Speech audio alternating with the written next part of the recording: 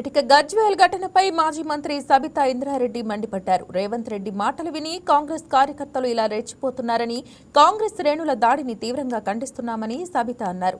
Assembly సాక్షిగా తమ దగ్గర కూడా కండలు తిరిగిన వాళ్లు ఉన్నారని, రేవంత్ రెడ్డి చేసిన వ్యాఖ్యలు అరాచకాలను ప్రేరేపించే విధంగా ఉన్నాయని ఆమె చెప్పారు. రాష్ట్రంలో ఏ మూలకు చూసినా భూములు లాక్కోవడం, ఇల్లు కూలగొట్టడం లాంటి అరాచకాలు జరుగుతున్నాయని సబితా ఇంద్రారెడ్డి ధ్వజమెత్తారు. ఏది ఏమైనా అరాచకం సృష్టించాలనే ప్రయత్నం ఈ రాష్ట్ర ప్రభుత్వంలో ఉన్న వాళ్ళందరూ చేస్తా ఉన్నారు. మొన్న గౌరవ ముఖ్యమంత్రి గారు అసెంబ్లీలో మాట్లాడుతున్నప్పుడు కౌశిక్ రెడ్డి గురించి మాట్లాడుతున్న సందర్భంలో మీరైనా ఒడ్డుపోతుంది మా వెనకాల కూడా ఉన్నారు చూడనే లెవెల్లో అసెంబ్లీలో మాట్లాడి కిందన్న సమాజానికి ఏ మెసేజ్ ఇచ్చిందనేది ఒకసారి ఆలోచించాలి. ఈరోజు గజ్వేల్ క్యాంప్ ఆఫీస్ మీద దాడి ఏదైతే జరిగిందో దాన్ని తీవ్రంగా ఖండిస్తా ఉన్నాం.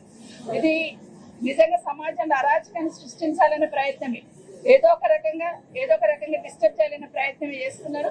తప్పకుండా ప్రజలు గమనిస్తా ఉన్నారు. ఇప్పటికే రాష్ట్ర ప్రజలందరూ కూడా గమనించున్నారు.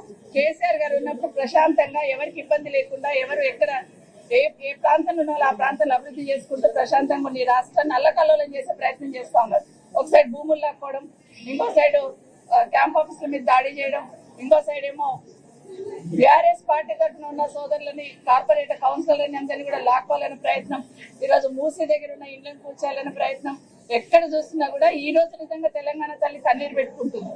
ఏ మూలకు చూసిన అరాచకం, ఏ మూలకు చూసిన భూములు లాక్కోవడం, ఏ మూలకు చూసిన ఇండ్లు కూలగొట్టడం, ఏది వద్దు అధికారం ఉందని ఒక అధికార మతంతో ప్రభుత్వం ప్రవర్తిస్తుంది. ఖచ్చితంగా తెలంగాణ రాష్ట్ర ప్రజలందరూ కూడా గమనిస్తా ఉన్నారు. వచ్చే కాలంలో తప్పకుండా బుద్ధి చెప్తారని కూడా తెలియదు. ఇప్పుడే వింటున్నాం. ఏది ఏమైనా అరాచకం సృష్టించాలనే ప్రయత్నం ఈ రాష్ట్ర ప్రభుత్వంలో ఉన్న వాళ్ళందరూ చేస్తా ఉన్నారు. మొన్న గౌరవ ముఖ్యమంత్రి